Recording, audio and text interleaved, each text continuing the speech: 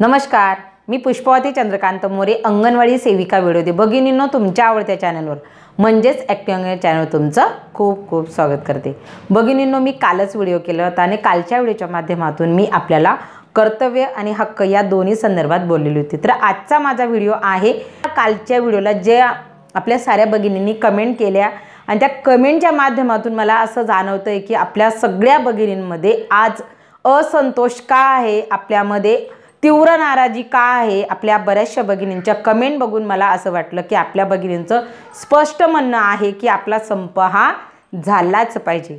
तर भगिनींनो, आजच्या व्हिडिओच्या माध्यमातून मला शासनापर्यंत हा माझा व्हिडिओ जाणं खूप अपेक्षित आहे। का तर मी आजच्या व्हिडिओच्या माध्यमातून सांगणार आहे की आपल्यामध्ये सेविका ताई असेल, मदतनीस ताई असेल किंवा मिनी अंगणवाडी सेविका ताई असेल, तर यांच्यामध्ये एवढी तीव्र नाराजी का आहे, यांच्यामध्ये एवढा रोष, यांच्यामध्ये एवढा असंतोष निर्माण का झाला।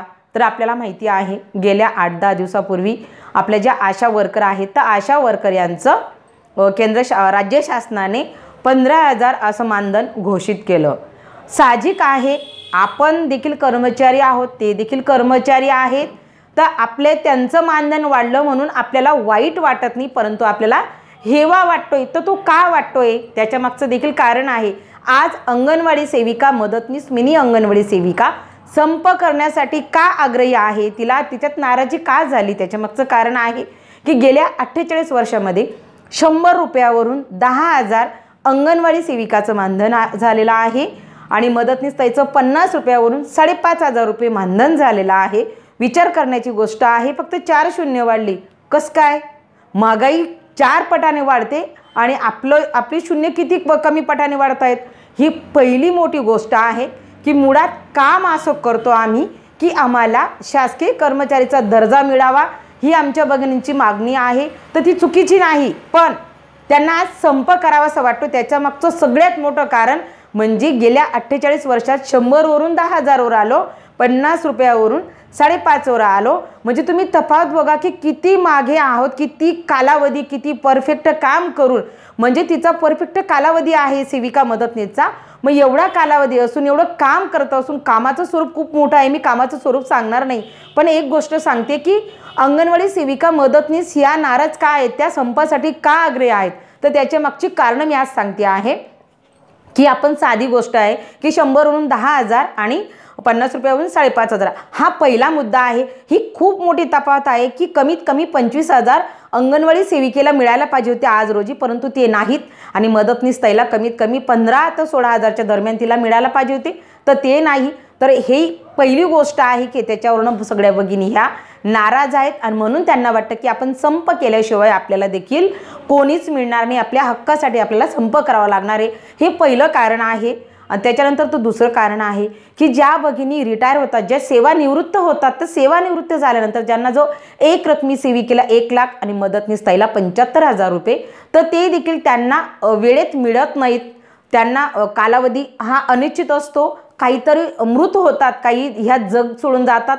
मुळात रिटायरमेंटचं वय किंवा सेवानिवृत्तीचं वय हे 65 आहे। त्याच्यामध्ये बऱ्याचशा भगिनी ह्या विधवा आणि परित्यक्ता आहेत।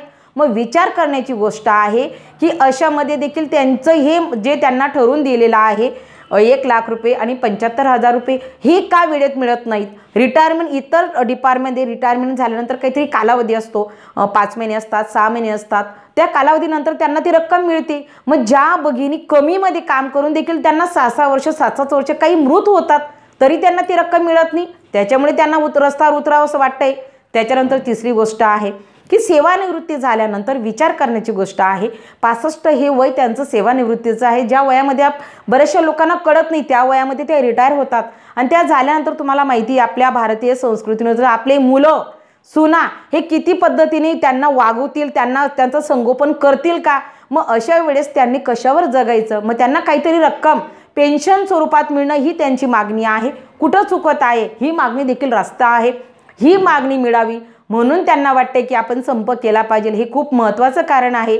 आणि त्याच्यानंतर चौथं आणि खूप महत्त्वाचं कारण म्हणजे ह्या अंगणवाडीमध्ये ज्या लागलेल्या माझ्या सगळ्या भगिनी आहेत, या विधवा, परित्यक्ता आणि घटस्फोटित आहेत। मग अशा परिस्थितीनं जगत असलेल्या, एकाकी जीवन जगत असलेल्या ह्या भगिनी आहेत। मग अशा एकाकी जीवन जगत असलेल्या भगिनींना अशा जीवन जगत असलेल्या माझ्या भगिनींनी कुणाकडे बघायचं निवृत्तीनंतर, तर ह्या त्यांच्या खूप प्रमुख मागण्या आहेत त्यांच्या. म्हणजे मी पण सेविका आहे, मी त्यांच्याच वतीनं मागणी टाकत आहे की ह्या माझ्या भगिनींच्या कमेंट आलेल्या आहेत बघा. अजून पूर्ण भगिनींपर्यंत व्हिडिओ गेला नाही. जेवढ्या माझ्या भगिनींनी 6,000-7,000 भगिनींनी बघितलं त्यांच्यामधून बऱ्याचशा भगिनींच्या या मागण्या आहेत. मी देखील त्याच्यात सामील आहे. त्यांना संप काय करावं असं वाटतं याच्या मागचे मी कारणं सांगते, म्हणून रस्त्यावर उतरावं असं वाटतंय. आणि त्याच्यानंतर जर आपण पाहिलं तर अंगणवाडी केंद्रामध्ये काम करत असताना अगदी कधीपासून ही स्कीम चालू आहे तेव्हापासून जर तुम्ही पाहिलं तर प्रोत्साहन भत्ते वेळेवर मिळत नाही. त्यानंतर जर तुम्ही बचत गटाची बिलं म्हटले ते वेळेवर मिळत नाही. आता इंधन बिल आहे ते वेळेत मिळत नाही. त्याच्यानंतर सिविक कार्यक्रम असेल ते वेळेत मिळत नाही. प्रोत्साहन भत्ता शासनाने जाहीर करावा म्हणून अगदी उत्स्फूर्तरित्या भगिनी काम करतायत. मुळात मी त्यांना व्हिडिओच्या माध्यमातून सांगते भगिनींनो हे काम करा, असं काम करा, तुम्हाला 100% प्रोत्साहन भत्ता मिळेल. अहो पण तो प्रोत्साहन भत्ता मिळणार कधी? तो वेळेत मिळतच नाही आहे. पोषण ट्रॅकर ॲप्लिकेशन मार्च 2021 पासून आलेली आहे. आज तुम्ही जर विचार केला तर आज नोव्हेंबर 2023 येऊन गेला तरी पण भगिनींना प्रोत्साहन भत्ता 1 रुपया मिळालेला नाही. मी कुठल्या हिशोबाने त्यांना काम करायला सांगायचं? त्यांचं देखील म्हणणं पडतं ताई तुम्ही फक्त काम करा सांगतात. मी शासनाच्या वतीने नाही, अगदी मी माझ्या भगिनींना आज सांगू इच्छिते की आपल्या रास्त मागण्यांसाठी आपल्याला रस्त्यावर उतरावंच लागणार आहे. आणि याच्यासाठी आपण सगळ्यांनी एकजूट करा, कारण की आपल्याला जर या सगळ्या गोष्टी आपल्या पदरात पडायच्या असतील तर आपल्या सगळ्यांना सगळ्या युनियनना एकत्र यावंच लागणार आहे. आणि माझे दररोजचे व्हिडिओ ज्या वेळेस आपण एकत्रित होऊ, माझे दररोजचे व्हिडिओ आता ह्या संदर्भातच राहतील. कामाच्या संदर्भात देखील मी व्हिडिओ टाकणार. जोपर्यंत आपला संप होत नाही तोपर्यंत मी टाकणारच, हे पण तुम्हाला सांगते.